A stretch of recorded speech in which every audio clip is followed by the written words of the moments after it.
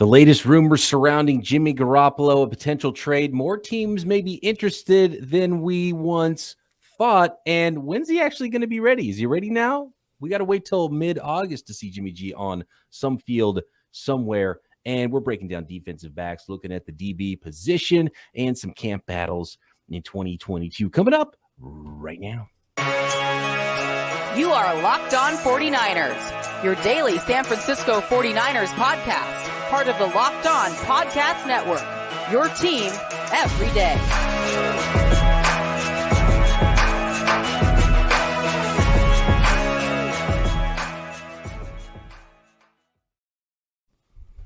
Welcome to Locked On 49ers. Brian Peacock and Eric Crocker at BD Peacock at Eric_Crocker with you. Thanks for making us your first listen, by the way, every single day here. Locked On Podcast Network, your team every day is what we do. We're finishing the week strong. If we could get through it, talking about the defensive backs on the San Francisco 49ers roster and how this team looks going into training camp, some camp battles maybe, but a little bit of the latest around Jimmy Garoppolo. And I think we've got to figure something out here, Croc. Are you team Ian Rappaport? Are you team Adam Schefter? Is Jimmy Garoppolo going to be ready in mid-August, or is he ready to go right now? What's going on here, Croc? I think I'm both. I think I'm team Schefter and team Ian Rappaport. And my reasoning for that is, I started to kind of look at the wording of everything. And when you look at what Ian Rappaport says, he's talking about, hey, Jimmy Garoppolo will be full go come mid-August.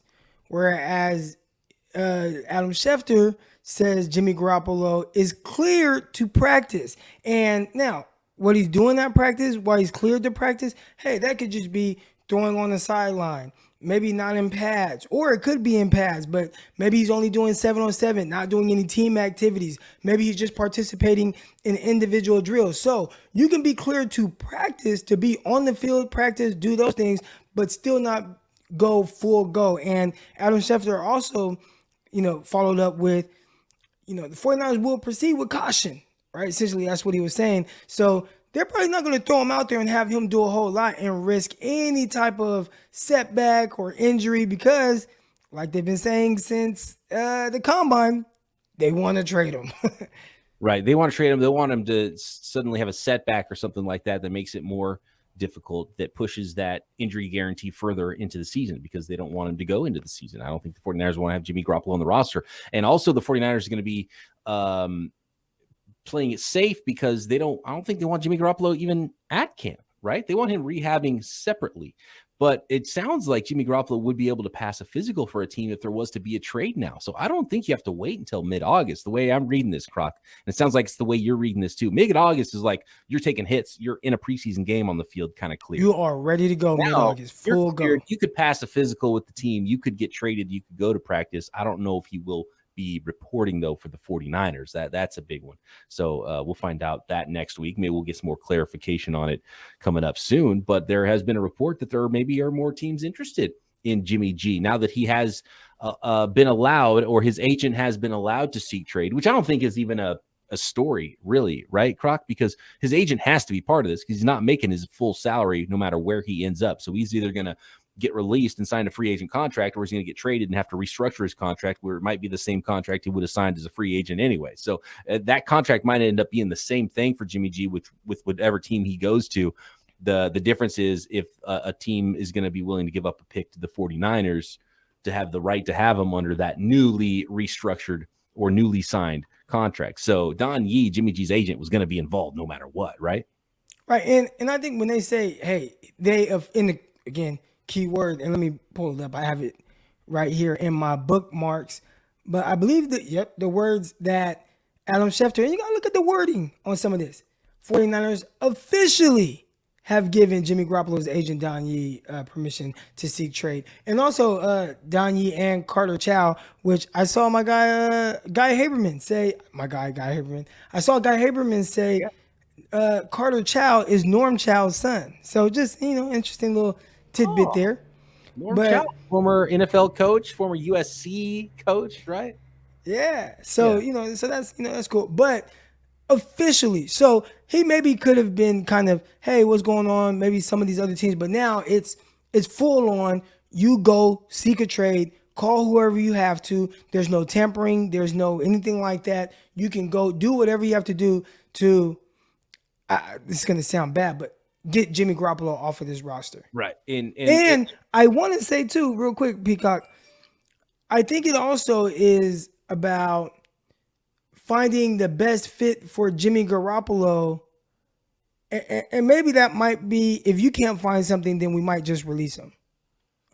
And I think that's a big part of it, because obviously John Lynch has been trying to trade Jimmy Garoppolo for a while, and they've been listening to offers. And maybe there was something close before the shoulder surgery. Maybe now that he can throw and show teams that he's getting close before camp, maybe this is the time that they can actually trade him still. But so many teams have done something at quarterback. There's not a lot of obvious avenues, and maybe this is the precursor. And we've seen it happen before in the NFL. Okay, now this is like, well, we couldn't find a trade. Go ahead and see if you can find something, which is essentially like you're a free agent now. And come back with something. If you don't, we're going to release you anyway, and then you can sign it. So that's kind of where we're at with Jimmy Garoppolo. It's not going to be a big return, but according to one report, Croc, there might be a few teams interested, maybe more than one, and the Cleveland Browns aren't that team. And the Browns actually signed a quarterback, which leads me to believe that some of the reports might be true, that they're expecting that maybe Deshaun Watson won't be suspended for the year, maybe something like 8 games, because they signed basically a backup third string type of a quarterback, right, in Josh Rosen, which would seem to me that the Browns are preparing to have Deshaun Watson at some point this year and roll with Jacoby Brissett until then. Yeah, and that was what I took from it. And we spoke about that on a previous episode. Yeah.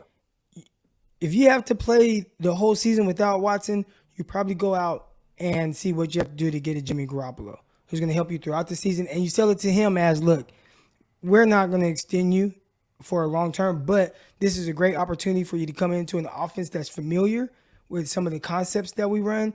You have a great run game. You have solid receivers, especially with Amari Cooper, good run after catch type guy, and you have a legit defense that you can lean on. So this is a great situation for you to do well. Hey, maybe we have you take about a $5 million pay cut, but we have the cap space to take you on, and that's great. But if they weren't going Jimmy Garoppolo, and we touched on this as well, then that means, at least to me, Deshaun Watson, at least what the Cleveland's hearing, he won't be out for an entire season. You tell me which of these teams makes sense to you. The latest report about Jimmy Garoppolo, that the Browns don't have interest, contrary to reports, according to what Cam Marino is hearing. At Marino NFL on Twitter is where I saw this. He's got a blue check mark on Twitter, but I don't know who Cam Marino is. I don't know what his sources are. He's not a newsbreaker that I know of. He writes for The Draft and stackingtheboard.com, formerly of USA Today. So take it for what you will. But the report from Cam Marino, what he's hearing is Browns don't have any interest, contrary to some other reports. And to his knowledge, that it's the Texans, the Seahawks, the Lions, the Falcons, and the Dolphins, 5 teams that potentially have checked in on Jimmy Garoppolo. Now, the Dolphins is the obvious because of the connection with the coaching staffs, and Mike McDaniel is over there now. But they already went out and got their backup quarterback in Teddy Bridgewater. They have Tua, who's a left-handed version of Jimmy Garoppolo. I don't know if there's room for him on the roster. Was this something that was checked in if he's going to be, very cheap backup level quarterback? How serious would they be? It would have made sense months ago. And a lot of these are like that. Marcus Mariota in Atlanta with the Falcons, they're listed here, but that would have made sense before they drafted a quarterback and before they went and signed Marcus Mariota. Doesn't seem like there's a lot of room for Jimmy G there. The Seahawks have terrible quarterbacks, so that makes sense. Would the 49ers trade him to Seattle? I highly doubt that. I could see the Texans liking him in a backup or mentorship sort of a role for Davis Mills. They've got enough cap space. They can make something happen. The GM there was in New England when they drafted Jimmy Garoppolo. So I still think, even though they like Davis Mills, I could still see the Texans maybe be willing to do something. And a new one here is the Lions. What about the Lions, Croc, for Jimmy Garoppolo? Jared Goff there. I think you would believe, like, oh no, Jared Goff, like, no, Jimmy Garoppolo is far and away better. But when Jared Goff was in a similar situation to Jimmy Garoppolo, meaning, legit coaching staff, good run game, solid receivers, they ran more 11 personnel, whatever the case was, he basically did the same things as Jimmy Garoppolo. Went to a Super Bowl, won a ton of games. I'd say in that stretch with Sean McVay, nobody in the NFL won more games than Jared Goff. So, but then you take Jared Goff out of that situation and you put him in Detroit, and it's like, looks a little different, right? Now, maybe there's still something that Jimmy Garoppolo could bring to the Detroit Lions, a leadership aspect that maybe Jared Goff doesn't have, and that can either help that learning curve with a lot of those young players that they have, or lead to a few more victories. But I don't know what Jimmy would look like in Detroit in that situation. I'd say he looked more like what Goff has looked like there, which I would think most people would say is a little underwhelming. I think it would look similar, and it would seem like kind of an unnecessary move. I still like the team like the Giants more than any of those teams. I don't know if they would be interested, but that one would make a lot more sense to me. I can still see the Texans. The Falcons, apparently Ryan Pace is a Eastern Illinois guy, and so that's the connection there.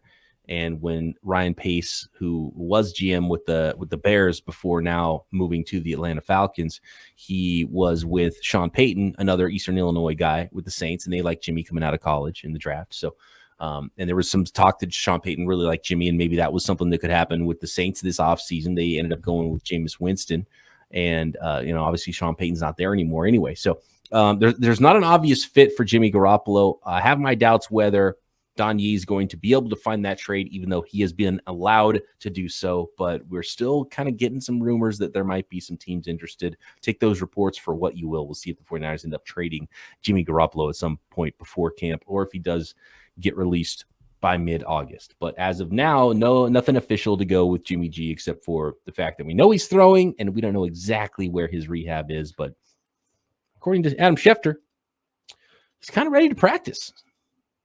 Will that be ready the to practice? With camp, he's ready to throw the ball in practice, just not ready to go full go.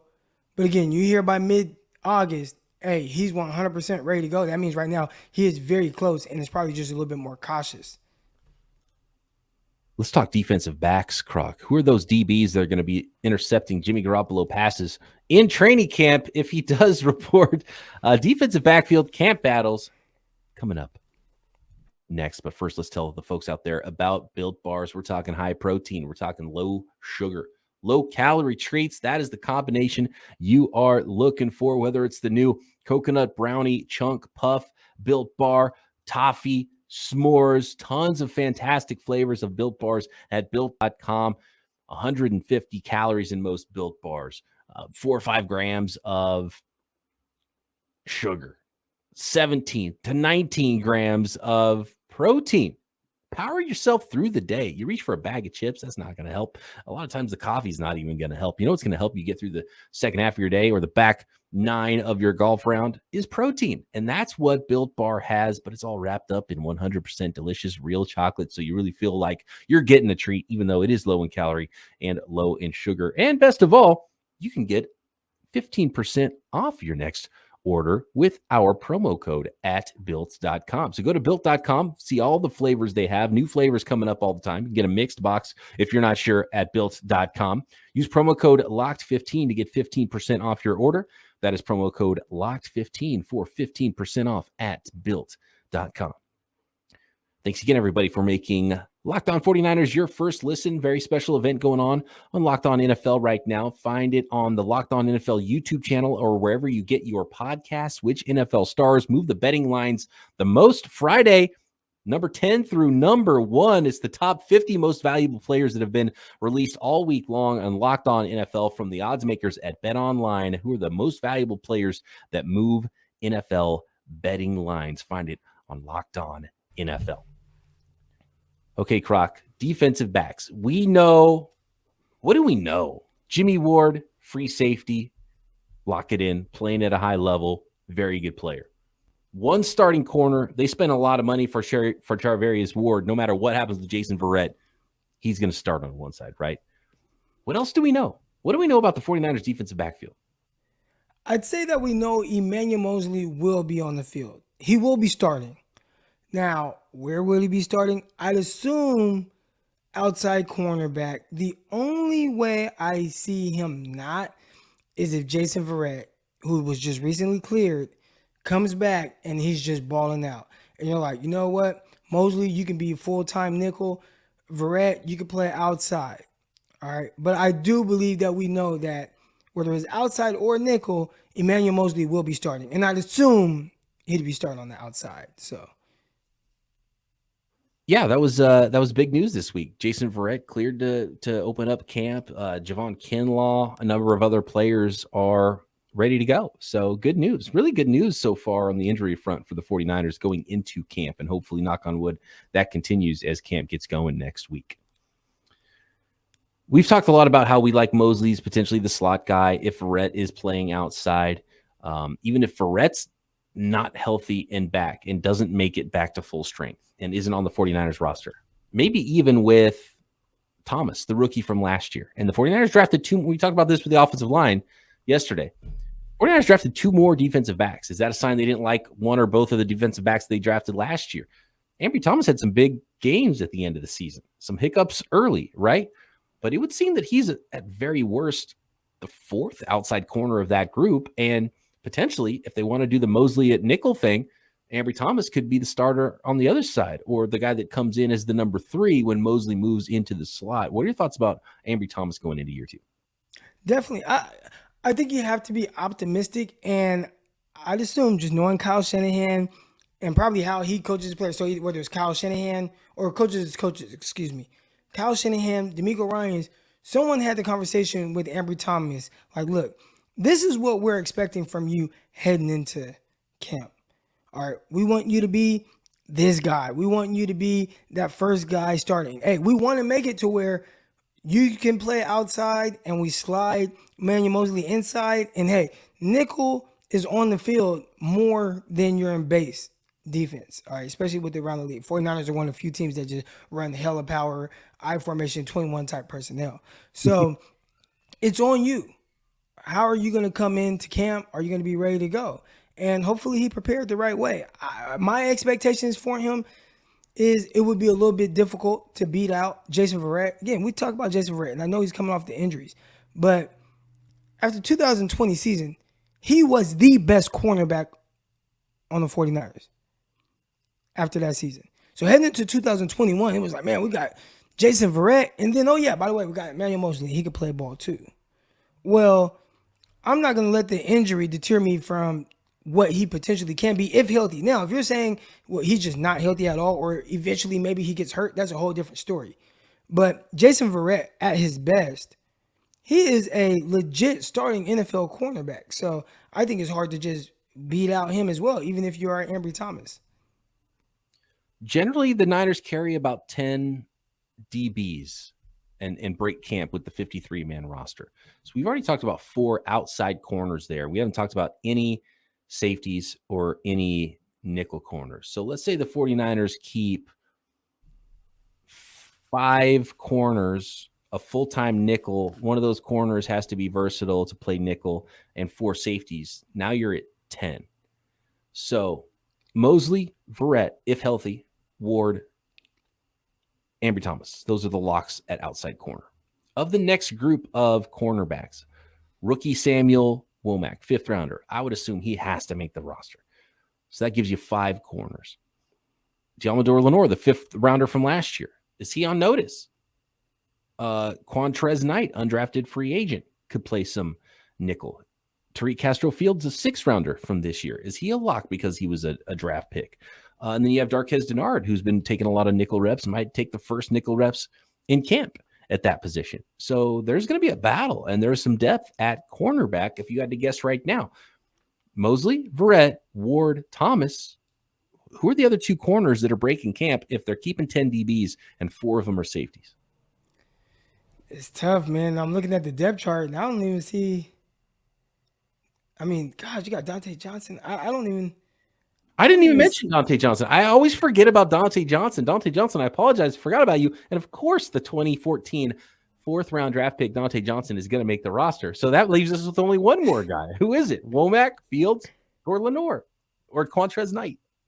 Oh my goodness, that's tough. And this is a great problem to have, especially when you're looking at cornerback depth and what you likely want to happen. If again, you're banking on Jason Verrett being healthy, right? So if he's healthy and he looks like Jason Verrett, he's coming off an injury, but if he looks like Jason Verrett, then he's going to be there. So now you're looking at, gosh, Samuel Womack gotta make it, right? Yeah, I mean, unless he's a disaster, and of course, But Dante Johnson had. Here's the thing with Dante Johnson. Somebody's going to get hurt, so it might not be this difficult in the end. But if everyone's healthy, there's too many guys. They can't all make it. And like Tariq Castro Fields, 6th-round pick, he's going to get swooped up off waivers. You can't sneak someone like that to the practice squad. I saw this some years ago with the 49ers. They drafted this cornerback 6th-round Cooper. And we're talking about like 2014, 2015, somewhere around there, right? But they drafted this cornerback in like the sixth round. And then they're letting him go. Maybe they were trying to see if they could sneak him onto the practice squad. Well, he ended up signing with the Bears, I believe it was.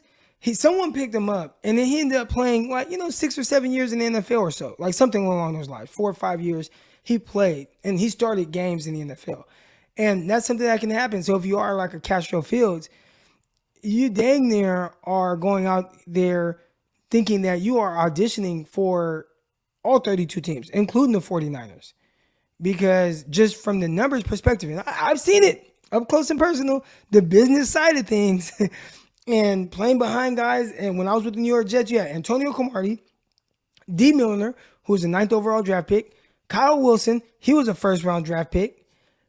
You had special team demons in Ellis Langster and Isaiah Trufant, or Marcus Trufant, not Marcus, Isaiah. One of the Trufant brothers, the little one. Isaiah, yeah. Isaiah Trufant. And it was like, is there going to, that 6th spot? It was tough. Oh, Aaron Berry. I forgot about Aaron Berry.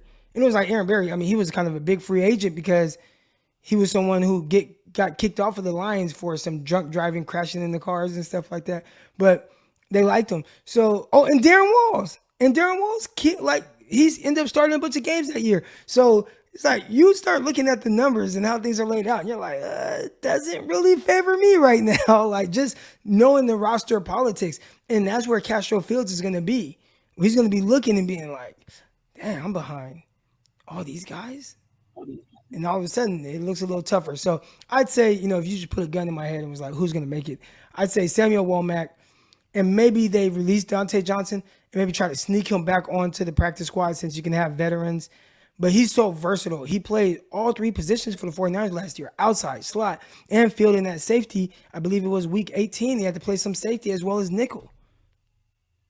Yeah, wink, wink, deal with Dante Johnson, right, to get him back onto the roster, or because you don't have to put him through waivers like you would a rookie, so a team can't swoop him up and say, hey, we're going to sign you back in 2 days because we're going to put so-and-so on IR and then create that spot for you and then bring him back. So you could definitely see something like that happen. Good call, by the way. Good pull with Marcus Cooper. 7th-round draft pick in 2013 by the 49ers. They waived him. He got picked up by the Kansas City Chiefs and ended up starting 6 games that year in 2013 for them. There we go. Okay, Kansas City. And he played, I'm assuming, did he play for like Cardinals, Bears? Yeah, Kansas City for 3 years, went to the Cardinals for a year in 2016, was on the Bears in 2017 and 2018, then split time with the Detroit Lions as well in 2018. Yeah, so I mean, he played some years. That was about 5 or 6 years in the league. We got to move on, Croc, to the safety position, which is maybe even more important.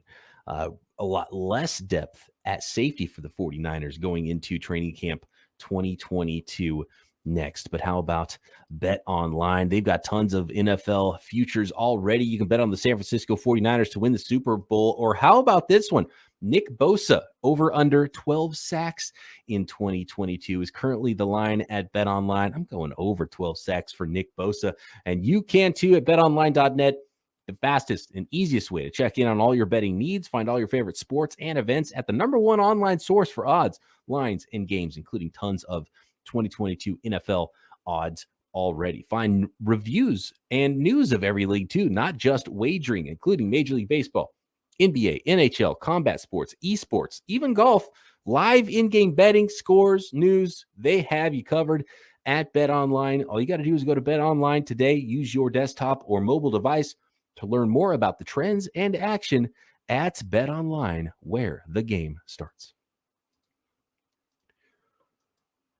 Okay, Croc, the safety position. We talked about Jimmy Ward at the top. We know what Jimmy Ward is. We know who he's going to be for the 49ers. He's going to be manning center field. There's a lot of questions after that on the roster, and there's really only 4 players at the safety position that you feel strong that are clear favorites to make the roster. Talanoa Hufanga is the favorite to be the starting strong safety, most likely is Jimmy Ward. His competition is George Odom, the free agent from the Indianapolis Colts, who's a special teams demon. Like, those 3 guys are going to make the roster if healthy. Now, Tarvarius Moore, coming off a pretty major injury. He hasn't done a lot with his time with the 49ers, but he does have that range, and maybe he's the only guy left on the roster that has that range to play a deep center field like Jimmy Ward. So Tarvarius Moore probably has a really good shot to carve out at least a backup role there. And who knows, maybe he has an opportunity to compete for a starting job alongside Jimmy Ward on the 49ers defense. And then there's a couple of undrafted free agents, Leon O'Neal Jr., that a lot of people like. He was a player that most people expected to be drafted. He was not drafted, signed with the 49ers post-draft. And then Taylor Hawkins as well. So, Croc, we got to start at the top. What are your thoughts on the starting strong safety job that is, to me, should be wide open? I don't know if it is, though. I believe it will be Hufanga. And yeah, it should be wide open. But here's the thing. I really bank on this. I live by this. I love the guys that are tryhards. I love the guys that are quote unquote overachievers. Guys that are going to really put the work in to be above and beyond whatever we believe that their physical capabilities are. And when you look at Hufanga, yes, he doesn't have this elite talent that he possesses, but just his ability to, just the mindset to work hard, to grind, to hustle. And I mean really grind and seek out information, work with guys like Troy Polamalu. You see on film at USC the playmaking ability, anticipation, had a good amount of interceptions his last year. He's not getting those picks because he's the most athletic player on the field. He's getting it because he's a little heady. And I know there are going to be people that will point when something goes wrong. Oh, it's because lack of athleticism. And I remember he got beat by Christian Kirk, Arizona. They had him run like up the seam. And when you see it, it's like, oh, it's because he's not fast. He's not as athletic. But it's like, we've seen all of our safeties get beat at one time or another. So why do we he got beat because he's less athletic. I think he plays well. I think he's out there in space. Obviously, you don't want him to ideally have to be your single high safety. But 49ers, when they want to play man, they bring Ward down. He's going to play man. You're going to have a strong safety at single high. With his anticipation, I think he can still play well. So he's a guy that I believe will potentially be a starter. Is he a long-term starter? I don't know about that. But I'd say I'm fairly confident with him heading into the season just because of the mindset that I believe he has. I'm actually one of the players I'm most excited to watch. You know, you always like to watch the new players. George Odom was really well thought of. The 49ers targeted him in free agency, not just for the special teams. And look, I got to be honest, I'm not grinding tape of special teams for all 32 teams in the NFL every year, Croc. I got to be honest, I'm not doing that. So I don't know a lot about George Odom, and I want to see what he brings to the field on defense as well.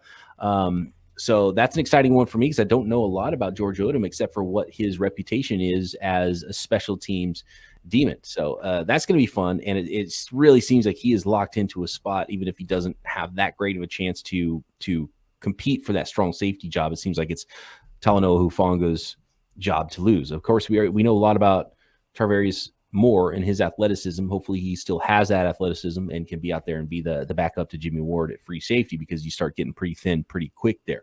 Right. But of the undrafted guys, and if I'm not mistaken, didn't Leon O'Neal Jr.'s his trainer reached out to you? Somebody reached out to you asking about the young man and what he could do and what he needed to do to make the roster. And I thought you had a pretty interesting answer when we talked about that off the air.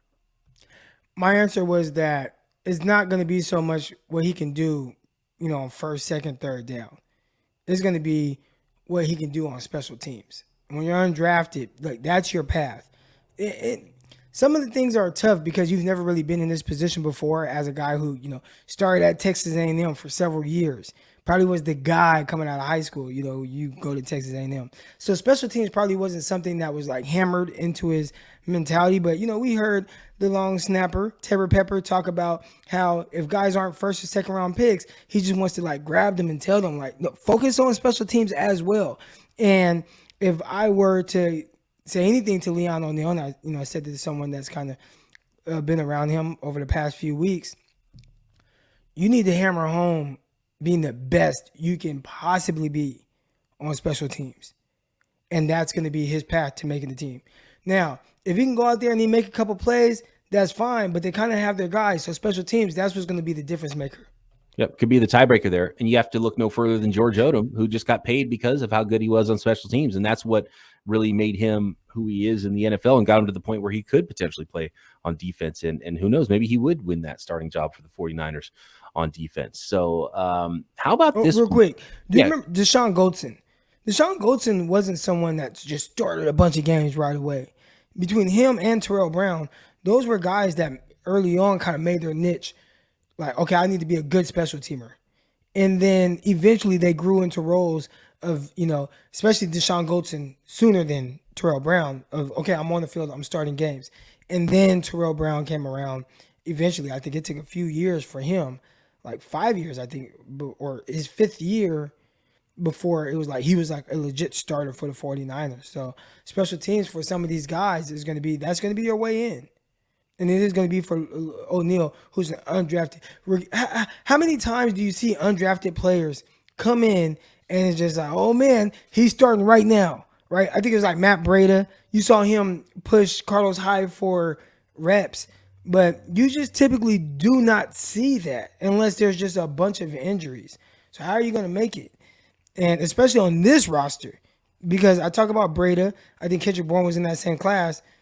Like those dudes, it wasn't a stacked roster like it is now.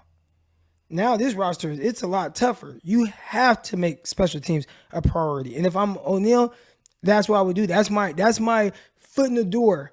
And then from there, okay, let me continue to get better, improve in practice, be a great scout team player, and show them what I could be. And eventually, if your number gets called, you can step up and make a play in the actual game. Right. And depending on how many safeties versus how many corners they take, that might be the competition between O'Neal and Quantrez Knight or Diamador Lenore too. Might not only be safeties you're battling with other players, because at the end of the roster, all those guys are going to have to be able to play special teams, or, they're not going to have value on the 53, and the team might be willing to try to see if they can sneak them onto the practice squad. If I had to guess, Taylor Hawkins and Leon O'Neal Jr. practice squad, the most likely place for them. Could the 49ers actually, if Tarvarius Moore doesn't look like the player for them, I wonder if Dante Johnson could be the guy who makes the roster as just a straight up fourth safety, which will allow them to keep more of those cornerbacks, and they could keep more numbers there, because that might be the toughest position for them cutting down, and they might utilize their depth at corner to help them at safety with the versatility and keep more cornerbacks. So if I had to guess, what if it's something like Ward, Hufanga, Odom, Dante Johnson at safety? Then that's 4. Mosley, Verrett, Thomas, Ward at corner. That's 4 more. So you get the two rookie draft picks in there with Sam Womack and Tariq Castro-Fields, and then you still have to cut someone like Diamador Lenore in that case. And Darquez Denard I even talk about yet either. So this is a numbers crunch. This is going to be a tough one. And a lot of people will respond to this podcast, watch Croc, and they'll say, oh, well, you can keep 11 defensive backs. Well, yeah, that's what people said about the defensive line. That's what people said about the offensive line. You can't keep 57 guys. You got to cut somewhere. So you can't just keep one extra at all these positions. We haven't reported yet, but the 49ers signed Robert Ndekchi. Oh, that's right. Robert Kimdiche. Because we were talking about how slim they were at defensive tackle. So there's another defensive tackle in the mix there as well for the 49ers. So, more numbers. And we were talking about them potentially keeping 11 defensive linemen. Right, exactly. Yeah. Yep. All right. That's the defensive back battle at training camp for the San Francisco 49ers. Going to be a lot of fun. Going to be a lot of fun at all those positions. Just going to be fun seeing those guys out on the field again. Camp starting next week. Croc and I never stopped. So we'll be back with you next week, doing it every day, just like we do, monitoring Jimmy G, monitoring the Deebo Samuel signing, monitoring everything going on with players reporting to camp. Camp starts next week, Croc, and I am pumped. You're going to want to stick with us all season long here on Locked On 49ers. Croc and I back Monday right here.